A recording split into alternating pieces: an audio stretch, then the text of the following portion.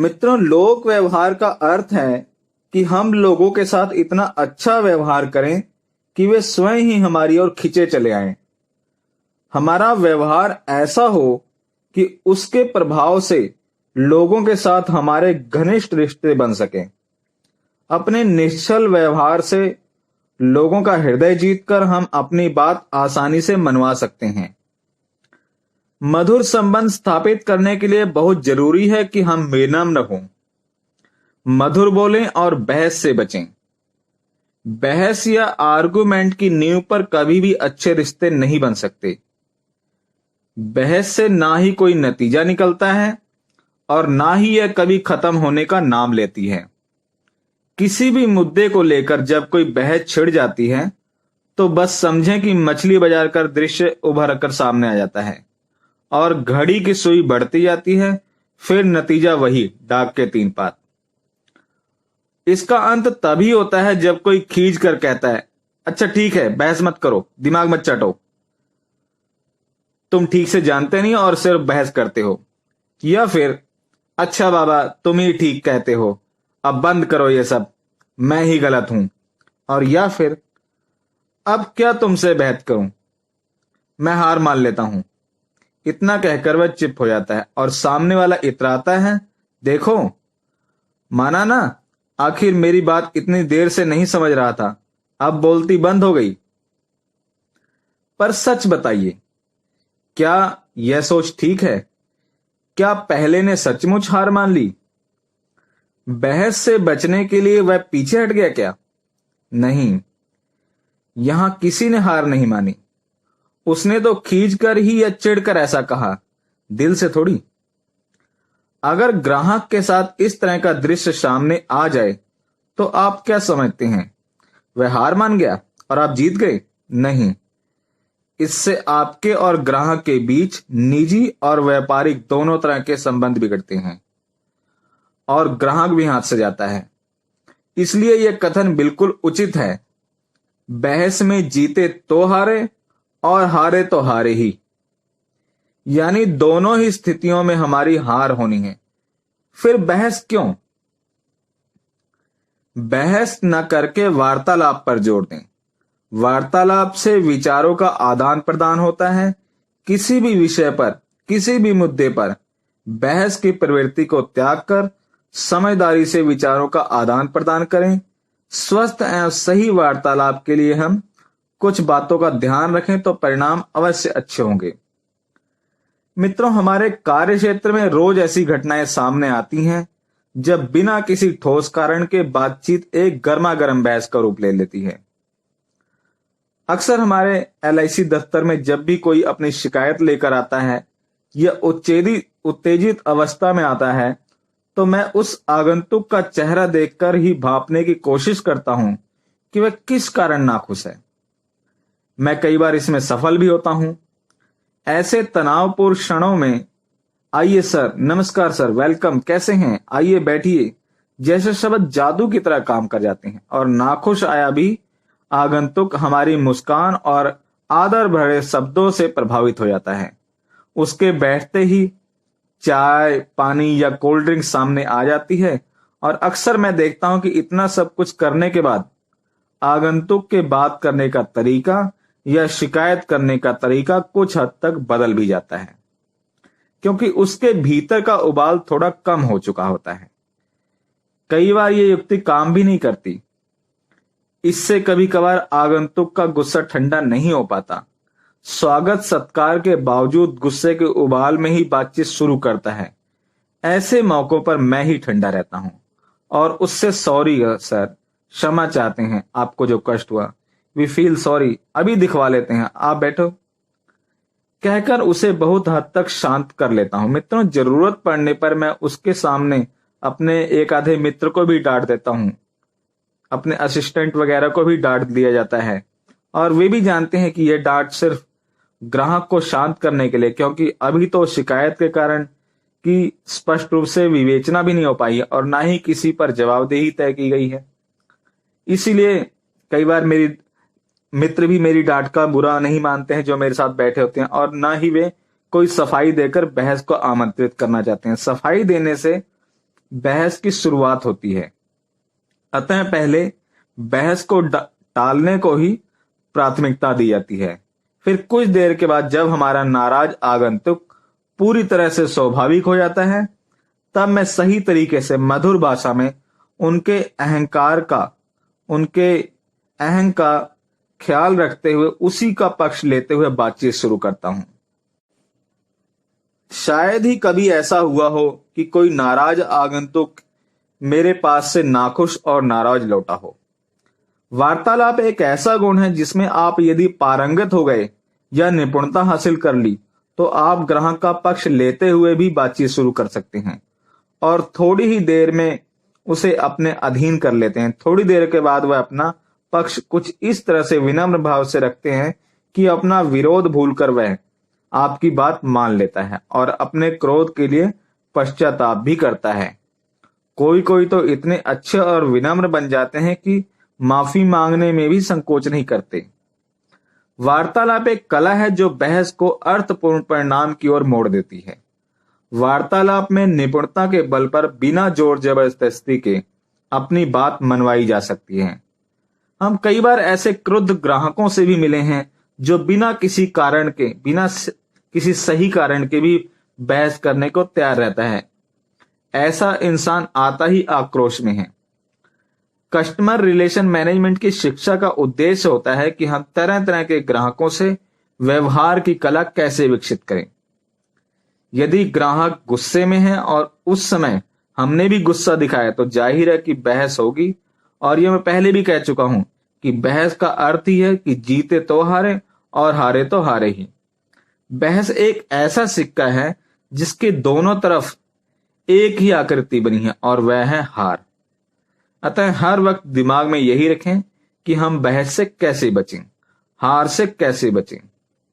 आइए आपको एक घटना के बारे में बताता हूं जो कहीं मैंने सुनी थी। आप इससे काफी हद तक इस बात को समझ पाएंगे। एक दिन मैं LIC के दफ्तर में बैठा था। करीब 6-7 लोग और भी बैठे थे। सभी कर्मचारी अपने अपने काम में व्यस्त थे। इतने में मेरे एक पुराने मित्र आए, राजेश जी। मैंने उनका अभिवादन किया और उन्होंने ना तो गर्मजोशी से मेरा अभिवादन स्वीकार किया और ना ही कोई उत्तर दिया। मैं देखते ही भाप गया कि उनका मूड ठीक नहीं है। मैंने उनसे बैठने के लिए कहा तो वे बैठ गए। मैंने पूछा, सर चाय लेंगे या ठंडा? इतने में पूछते ही वे आक्रोश से फूट पड़े। देखिए, मैं चाय या ठंडा पीने नहीं आया हूं। आप मेरी इन सभी पॉलिसियों को बंद करा दीजिए। मुझे नहीं चलानी है जीवन बीमा की पॉलिसियां। आवाज ऊंची थी, उसमें आक्रोश भी था और क्षोभ भी। मैं शांतचित्त बैठा रहा और बोला, राकेश जी, यह कौन सा बड़ा काम है? आज ही सब बंद करवा देते हैं। आप ठंडा तो पीजिए। मैंने अपने मित्र को इशारा किया और वह ठंडा लाने चला गया। मैंने दूसरे स्टाफ से कहा कि अरे, इनका सरेंडर का फॉर्म निकालो और राजेश जी की सारी पॉलिसी ले लो। उधर बैठकर सभी कागज तैयार करो, अभी जल्दी करो। मैंने शांत स्वर में दोनों को आदेश दे दिया। राजेश जी मेरा मुंह देख रहे थे। शायद वे सोच रहे थे कि पहले मैं उनके क्रोध का कारण पूछूंगा, पॉलिसी या सरेंडर ना करने की सलाह दूंगा, लेकिन मैंने तो ऐसा किया ही नहीं। दफ्तर में बैठे लोग भी शायद ही सोच रहे थे। इतनी देर में मेरा मित्र ठंडा लेकर आ गया और उसने सबके सामने ग्लास रखे। मैंने भी आग्रह किया, राजेश जी आप धूप से आए हैं, पहले पानी पी लीजिए, बाकी बातें तो होती रहेंगी। आपका काम तो हो ही रहा है वो बगल में, और इसके अलावा कोई और समस्या हो तो बताइए, उनका भी निदान कर देते हैं। पानी पीजिएगा, मुझे अच्छा लगेगा। राजेश जी ने ठंडा तो नहीं उठाया, लेकिन सादे पानी का गिलास उठाकर पानी पी लिया। उनके ग्लास उठाते समय भी उनके हाथों में कंपकपी थी, शायद उत्तेजना या क्रोध से। मैं समझ गया कि आज उनका क्रोध चरम पर है। इस क्रोध को बाहर निकालने का मौका जरूर देना चाहिए। जब दिल की भड़ास निकाल लेंगे तभी सामान्य होंगे, लेकिन इन्हें थोड़ी देर शांत रखना भी जरूरी है, क्योंकि अगर अभी इन्होंने क्रोध निकालना शुरू किया तो हो सकता है इनकी तबीयत ही बिगड़ जाए। मैंने संतुलित दिमाग से काम लेना शुरू किया और पहले तो उनका परिचय दूसरे लोगों से कहा। ये मेरे मित्र राजेश जी हैं, करीब 20 साल से मेरे पुराने मित्र हैं और इन्हें मैं अपने ग्राहक के रूप में नहीं देखता बल्कि बड़े भाई के रूप में देखता हूं। और मैं इनके घर जाकर मैंने काफी खाया पिया है। ऐसा सिर्फ ग्राहक के साथ कभी नहीं होता। ऐसा तो किसी अपने के घर में ही होता है। इनकी मेहनत और ईमानदारी का ही नतीजा है कि भगवान की कृपा से कि इनके सभी बेटे अच्छी अच्छी जगह पर सेटल हैं। और मैंने उनकी प्रशंसा भरे शब्द दूसरे लोगों के सामने कहे जब मैं ये सब बातें कर रहा था और गौर से उनका चेहरा भी देखे जा रहा था और उनकी प्रतिक्रिया को भी जानने की कोशिश कर रहा था। खैर ये सब तो ठीक है सर जी, राजेश जी बोले, और आप मुझे भाई मानते हैं, सम्मान करते हैं, अच्छी बात है। आपके कहने पर ही मैंने इतनी पॉलिसियां ली और आज बेवकूफ बन रहा हूं और दुखी हो रहा हूं। आप बताएं इसमें मेरा क्या कसूर है? आप लोग भी देखिए, निगम ने का ये जो तमाशा है, ये सब लोग बातें बनाकर पॉलिसियां देते हैं और बाद में हमें परेशान करते रहते हैं। अब आप भी बताएं मेरा क्या कसूर है? उन्होंने बड़े गुस्से में बोला और कुछ कागज मेरे टेबल पर फेंक दिए। और कागज देखे तो मेरी बात मेरी समझ में आ गई। उन्हें अपनी बैंक की शाखा का चेक दिया था और खाते में पूरे पैसे थे, लेकिन फिर भी चेक डिसऑनर होकर वापस आ गया था और कारण लिखा था कि यहां आपका खाता ही नहीं है। उनकी नाराजगी भी अपनी जगह बिल्कुल ठीक थी, लेकिन इसमें ना तो मेरा कसूर था, ना ही जीवन बीमा निगम का था। यह भूल दो बैंकों के बीच हुई थी। जीवन बीमा निगम ने चेक अपने बैंकर को भेजा, बैंकर ने चेक को उनके बैंक की मुख्य शाखा को भेज दिया और मुख्य शाखा का काम था कि उनकी शाखा से पैसे इकट्ठे करके बीमा कंपनी के बैंकर को भेज दे। बैंक की मुख्य शाखा ने अपने स्तर पर ही ये चेक कहकर लौटा दिया कि यहां तो आपका खाता ही नहीं। मैं तो समस्या और उसके स्रोत को समझ गया था, लेकिन ग्राहक क्रोध में है और दोष या तो मेरा या फिर जीवन बीमा निगम का है, यह समझ रहा है और नाराज हो रहा है। मैंने धैर्य पूर्वक राजेश जी को कहा, सॉरी सर, आपको तकलीफ हुई, इसके लिए मैं क्षमा चाहता हूं। मैंने लोगों से कहा कि हम जानते हैं इनका नाराज होना बिल्कुल जायज है। इनकी जगह कोई भी होता तो नाराज होता और शायद इससे भी ज्यादा होता, लेकिन इनसे तो हमारे पुराने संबंध हैं। इनकी महानता है जो इन्होंने स्वयं को नियंत्रण में रखा हुआ है, वरना नाराज होने की बात है। खाते खाते में 1.5 लाख रुपए और 30,000 का चेक वापिस हो जाए, बड़े अफसोस की बात है। मेरी बातों को सुनकर राजेश जी के चेहरे में कुछ परिवर्तन आया। शायद उन्हें लगा कि मैं उनके पक्ष की बातें कर रहा था और माफी मांग रहा था। यह सोचकर उन्होंने राहत महसूस की और फिर बहस करने वाला कोई था ही नहीं। इसके बावजूद उन्होंने नाराज स्वर में ही कहा कि मैं इस केस को उपभोक्ता न्यायालय में ले जाऊंगा, कंज्यूमर कोर्ट में। मैंने कहा, हाँ सर, हम इस केस को जरूर कंज्यूमर कोर्ट में ले आएंगे और अवश्य जिसका भी दोष होगा उसको सजा मिलेगी। उपभोक्ता न्यायालय का केस तो बनता ही है। ऐसा करते हैं, एक अच्छा सा वकील देखकर नोटिस भिजवा देते हैं, केस फाइल करते हैं। हाँ, एक बात और, केस का खर्चा आप नहीं, मैं दूंगा। मेरे इतना कहते ही राजेश जी एकदम शांत हो गए। उनका पुराना मित्रवत व्यवहार लौट आए। अरे नहीं सर, खर्चा आप क्यों दोगे, मैं दूंगा। नहीं सर, आप मेरे ग्राहक हैं, मैंने पॉलिसी की है, इसलिए सेवा का भी मेरा कर्तव्य है। इस पॉलिसी को चलाने में आपकी हर असुविधा के लिए जवाबदेही मेरी बनती है। मैंने बड़ी ही विनम्रता से उन्हें कहा। अरे नहीं सर, ऐसी बात नहीं, कहते हुए राजेश जी ने कोल्ड ड्रिंक का गिलास भी उठा लिया। अब वह पूरी तरह शांत थे और जब वह बिल्कुल शांत दिखे तो मैंने कहा, सर अब हम लोग जरा थोड़ा विचार विमर्श कर लेते हैं कि जवाबदेही किस पर आती है। आखिर ये दोष किसका है, ताकि केस का नोटिस भी उसी को भेजा जाना चाहिए। फिर मैंने वहां बैठे अन्य लोगों की तरफ देखा और उनसे कहा, सर आप लोग भी जरा इसको ध्यान से सुने और अपनी राय दें, ताकि केस का सही सही फाइल हो और हम बिंदुओं पर चर्चा करते हैं। पहला बिंदु है कि मैंने पॉलिसी की, इसलिए जवाबदेही मेरी है। मैंने कहा, अच्छा सर, आपने मुझे प्रीमियम का चेक दिया, मेरा क्या दायित्व है? मैंने लोगों की तरफ पूछते हुए कहा, आप इसे जीवन बीमा निगम की शाखा में जमा करवा कर हमें रसीद ला कर दे दें। उनमें से किसी एक ने जवाब दिया, ठीक है राजेश जी, आपने 6 तारीख को चेक दिया, मैंने 7 तारीख को निगम की शाखा में जमा कराया, 8 को आपको रसीद दी, क्यों? ठीक है, मैंने विश्वासपूर्वक कहा। वो बोले, ठीक है। तब मैंने कहा, तो इसका अर्थ है कि मैंने अपने दायित्व का भली भांति निर्वाह कर दिया। अब दूसरा बिंदु हम देखते हैं आगे के, कि अब हम बात करते हैं जीवन बीमा निगम की शाखा के दायित्व जो है। चेक को उन्होंने अपने बैंकर के पास भेजा। शाखा ने 7 तारीख को ही चेक को अपने बैंकर को भेज दिया, क्योंकि बैंक की मोहर 7 तारीख की है चेक पर। और दूसरा, निगम ने निगम की शाखा ने अपना निर्वाह भी पूरा कर दिया, क्योंकि उन्होंने चेक भेजना था, भेज दिया। अब तीसरा बात आती है उस बैंकर द्वारा उस चेक को आगे भेजना का, जहां आपका बैंक है वहां से क्लियर करवाने के। मैंने मुस्कुराते हुए कहा, और जब चेक वहां से क्लियर होकर आ जाए तो वापस जीवन बीमा निगम के अकाउंट में जमा कराना होता है। तो बैंकर ने आपके बैंक में चेक को भेजा, जो सिस्टम है उसी तरह से, और आपके बैंक ने वहां उनको लिखकर जवाब दिया कि यहां तो आपका अकाउंट ही नहीं है। इसका मतलब यदि हम विवेचना करें तो एजेंट भी निर्दोष है, जीवन बीमा निगम की शाखा भी निर्दोष है, निगम के बैंकर भी निर्दोष है। निर्दोष है तो आपका जो बैंक है, जिसने कहा कि आपका वहां पर खाता ही नहीं है। तो हम आपके बैंक को भेजेंगे इसका नोटिस।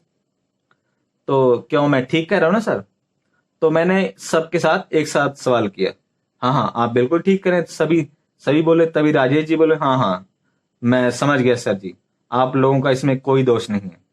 ये दोष मेरे ही ब्रांच का है, मेरे बैंक की ब्रांच का है, जहां मैंने खाता खुलवाया है।